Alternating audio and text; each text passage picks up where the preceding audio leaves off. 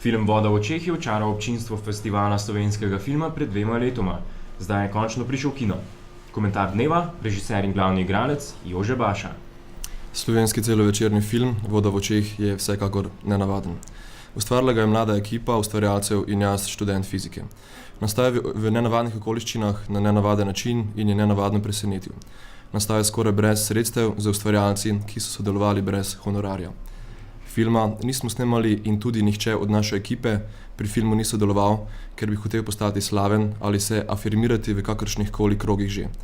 Film smo posneli zaradi nas samih, zato, da poskusimo nekaj novega, preizkusimo sami sebe. In potem se je zgodilo, kar se je zgodilo. Na 8. festivalu slovenskega filma se je naš film uvrstil v tekmovalni del in tekmoval z deli najbolj imenitnih slovenskih filmskih ustvarjalcev.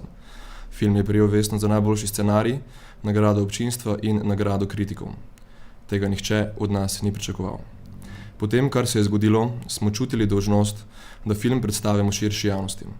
Potrebovali smo pomoč. Za njo smo zaprosili Slovenski filmski sklad. Ta nas je sprejel s toplimi čestitkami in obljubil pomoč. Po 2 letih čakanja te še vedno ni.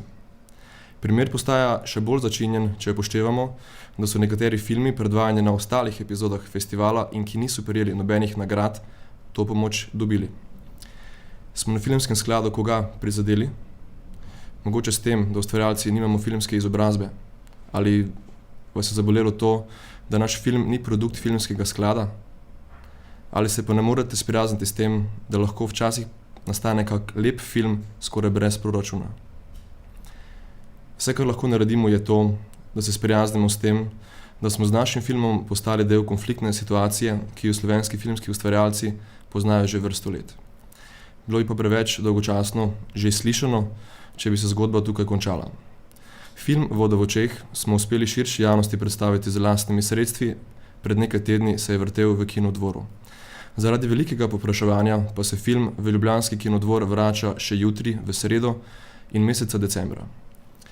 V ta film smo vložili veliko in zato smo ponosni nanj z vsemi njegovimi dobrimi in slabšimi platmi vred. Naša zgodba verjetno ni najboljša motivacija za mlade filmske ustvarjalce. Je pa dokaz, da se najde pot, če se hoče.